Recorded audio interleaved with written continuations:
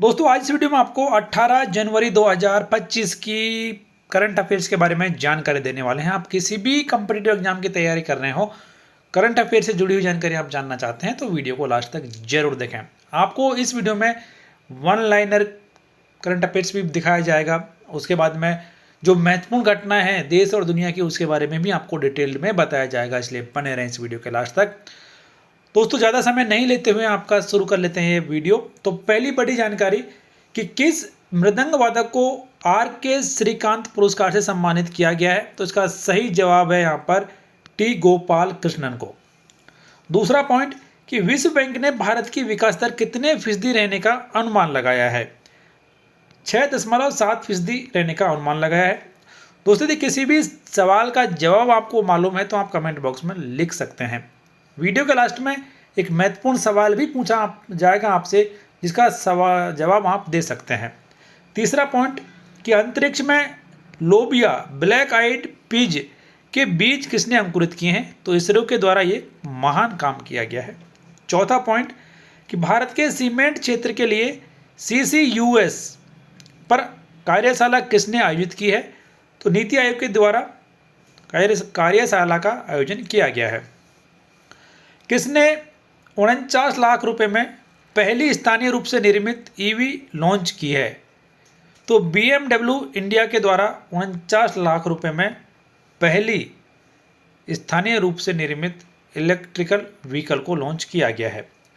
दोस्तों अगला पॉइंट यहाँ पर कि हाल ही में भारत और किस देश ने राजनयिक संबंधों की 60वीं वर्षगांठ मनाई है, तो सिंगापुर और भारत ने मिलकर अपने संबंधों की 60वीं वर्षगांठ मनाई है। उसके बाद में अगला पॉइंट यहाँ पर आपके सामने कि राष्ट्रीय विज्ञान ड्रामा महोत्सव 2024-25 कहाँ शुरू हुआ है, तो इसकी शुरुआत दिल्ली में की गई है। किस भारतीय शहर में नए अमेरिकी वाणिज्य दूतावास का उद्घाटन हुआ है, तो बेंगलुरु में उद्घाटन किया गया है नए अमेरिकी वाणिज्य दूतावास का।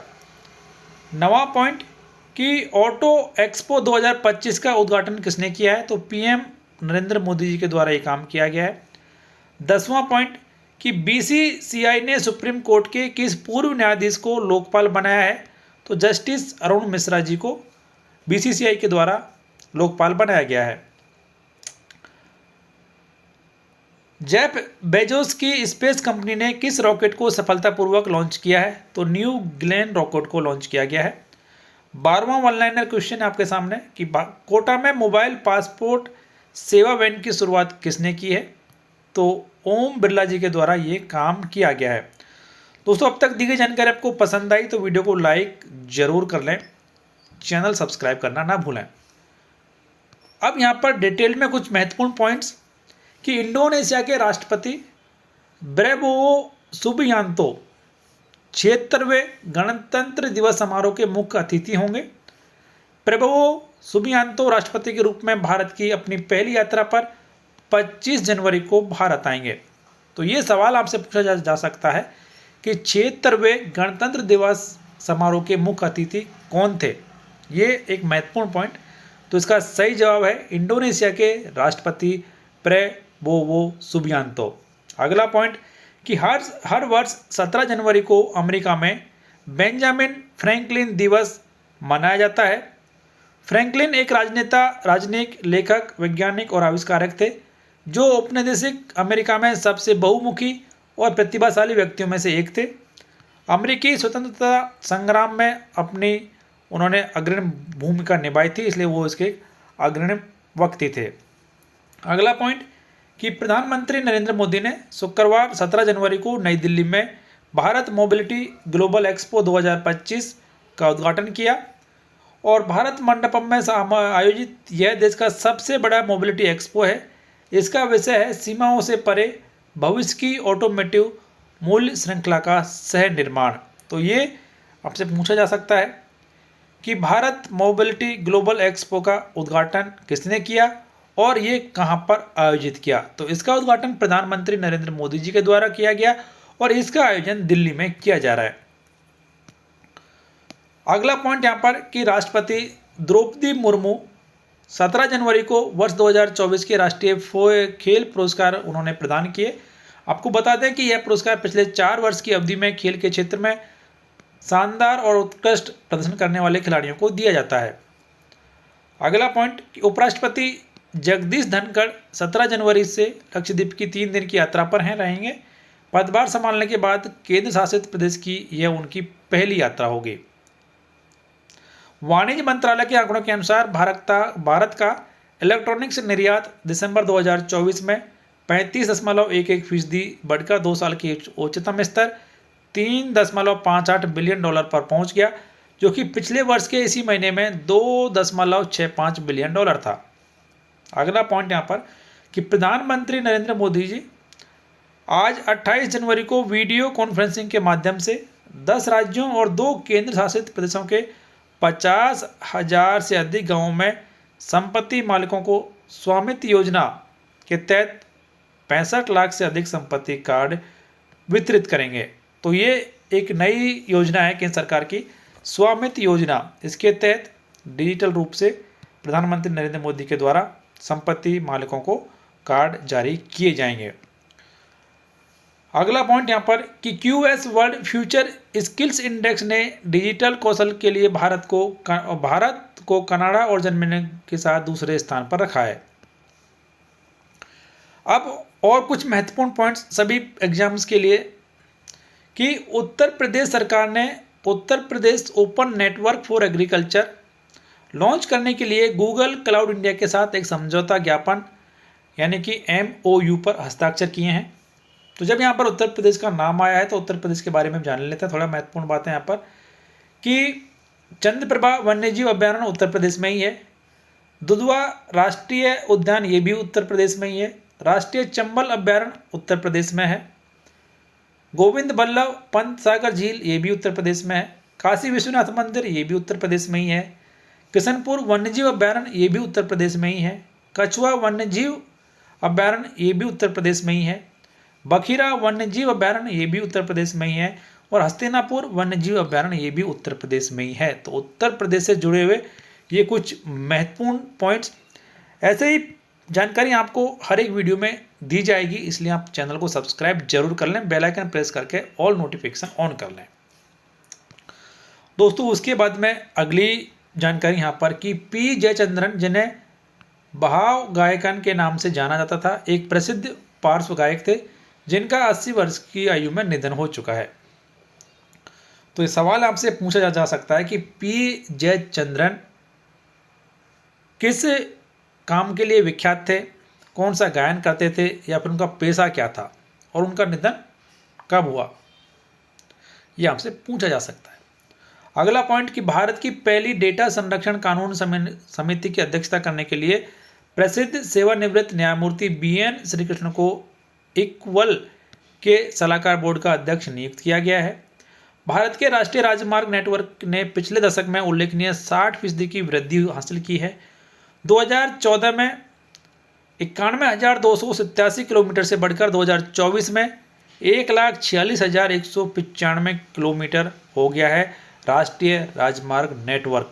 तो ये आपसे यहाँ पर जानकारी पूछी जा सकती है कि जो देश के NH हैं उनकी टोटल लंबाई कितनी हो चुकी है। तो दोस्तों इसका सही जवाब है 1,46,195 किलोमीटर अब NH की लेंथ हो चुकी है, जो कि 2014 में 91,287 थी। तो इसमें 60% की उल्लेखनीय बढ़ोतरी देखने को मिली है। अगला पॉइंट कि स्विगी ने 10 से 15 मिनट में खाना डिलीवर करने के लिए एक stand alone app Snack launch किया है। बेंगलोर स्थित इस फर्म ने गूगल के प्ले स्टोर और एप्पल के ऐप स्टोर पर इस ऐप को लॉन्च कर दिया है। तो यहाँ पर आपसे ये पूछा जा सकता है कि स्नैक ऐप किसके द्वारा लॉन्च किया गया है। तो ये स्विगी के द्वारा लॉन्च किया गया है। अगला पॉइंट कि केंद्रीय मंत्री डॉक्टर जितेंद्र सिंह ने क्षेत्र में मौसम पूर्वानुमान और संबंधित सेवाओं को बढ़ाने के लिए जम्मू में एक क्षेत्रीय मौसम विज्ञान केंद्र की स्थापना की घोषणा की है। जम्मू विश्वविद्यालय और SKUAST जैसे संस्थाओं के साथ सहयोगात्मक समझौतों का उद्देश्य मौसम विज्ञान के अनुसंधान को आगे बढ़ाना है। अगला महत्वपूर्ण पॉइंट यहाँ पर कि हिमाचल प्रदेश ने राज्य के किस विकास में पूर्व प्रधानमंत्री के योगदान के सम्मान में अपने लोक प्रशासन संस्थान का नाम बदलकर डॉक्टर मनमोहन सिंह हिमाचल प्रदेश प्रशासन संस्थान रख दिया है। तो ये हिमाचल के द्वारा ये काम किया गया है। तो हिमाचल प्रदेश के बारे में कुछ महत्वपूर्ण पॉइंट्स भी जान लेते हैं यहाँ पर कि हिमाचल प्रदेश के जो अभी सीएम है वो सुखविंदर सिंह सुक्खू हैं। किन्नौर जनजाति, लोहाले जनजाति, गद्दी जनजाति और गुज्जर जनजाति ये भी हिमाचल प्रदेश में ही पाई जाती हैं। संकट मोचन मंदिर ये भी हिमाचल प्रदेश में ही स्थित है। तारा देवी मंदिर ये भी हिमाचल प्रदेश में ही है। Great Himalayan national park Himachal Pradesh में स्थित है। पिन वैली नेशनल पार्क ये भी हिमाचल में ही स्थित है। सिम्बलबारा नेशनल पार्क ये भी हिमाचल में ही स्थित है। इंदर किला नेशनल पार्क ये भी हिमाचल प्रदेश में ही स्थित है। तो ये कुछ ऐसी महत्वपूर्ण जानकारी जो कि हिमाचल प्रदेश से जुड़ी हुई है, क्योंकि सवाल पूछे जाते रहते हैं, तो इसके लिए आपको इनके बारे में बताना जरूरी है दोस्तों। उसके बाद में अगला सवाल यहाँ पर कि भारतीय जल कार्य संघ का 57वां वार्षिक सम्मेलन जल 360 डिग्री विषय पर छत्तीसगढ़ के रायपुर में शुरू हुआ है।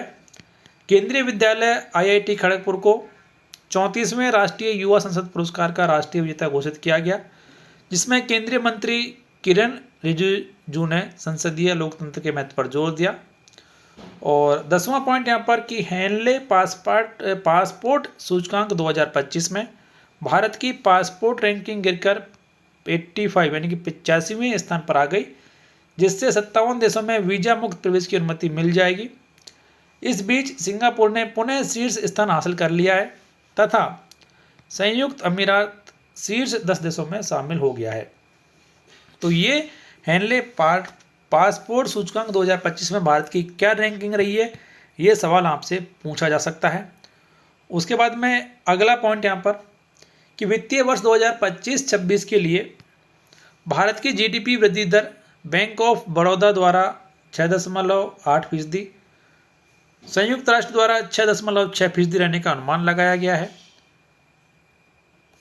12वां पॉइंट कि 21वां थर्ड IACI फिल्म महोत्सव इसका शुभारंभ मुंबई में हुआ है, जिसमें 61 फिल्में दिखाई गई, जिनमें पुरस्कार विजेता चीनी नाइट द ब्लैक डॉग भी शामिल है।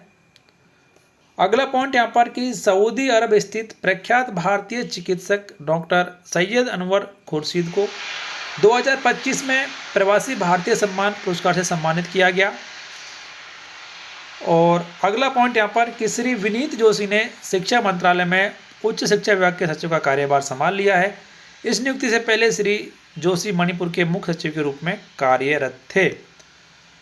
और उसके बाद में 2 और पॉइंट्स यहाँ पर बचे हैं आपकी जानकारी के लिए, तो आप बने रहें वीडियो के लास्ट तक। तेलंगाना पुलिस ने पुलिस सेवाओं पर नागरिक प्रतिक्रिया बढ़ाने के लिए एक अभिनव प्रौद्योगिकी संचालित पहल शुरू की है और इस पहल की शुरुआत पुलिस महानिदेशक डॉक्टर जितेंद्र की अध्यक्षता में हुई एक वर्चुअल बैठक के दौरान किया गया। तो अब यहाँ पर तेलंगाना के बारे में भी कुछ पॉइंट जान लेते हैं। इसके CM है A Revanth Reddy. KBR national park ये भी तेलंगाना में स्थित है। अमराबाद टाइगर रिजर्व तेलंगाना में स्थित है। कावल टाइगर रिजर्व तेलंगाना में स्थित है। पाकल झील और वन्य जीव अभ्यारण्य ये भी तेलंगाना में स्थित है। पोचरम बांध और वन्य जीव अभ्यारण्य ये भी तेलंगाना में ही स्थित है। महावीर हरिना वन स्थलीय राष्ट्रीय उद्यान तेलंगाना में ही स्थित है। उसके बाद में अगला और अंतिम पॉइंट आज का कि पूर्व सेना प्रमुख VK सिंह ने मिजोरम के 25वें राज्यपाल के रूप में शपथ ली है। उन्होंने हरि बाबू कंपमपति का स्थान लिया, जिन्हें उड़ीसा का राज्यपाल नियुक्त किया गया। तो इस तरीके से दोस्तों ये आज 18 जनवरी 2025 के करंट अफेयर से जुड़े हुए महत्वपूर्ण पॉइंट्स जो कि हर एक एग्जाम के लिए महत्वपूर्ण है। तो उम्मीद करते हैं वीडियो में जो आपको बताया गया आपके फ़ायदे का रहा होगा। तो प्लीज़ वीडियो को लाइक करें, शेयर करें, कमेंट जरूर करें, क्योंकि आपका एक लाइक, आपका एक शेयर और आपका एक कमेंट ही हमारी मेहनत का नतीजा है। धन्यवाद।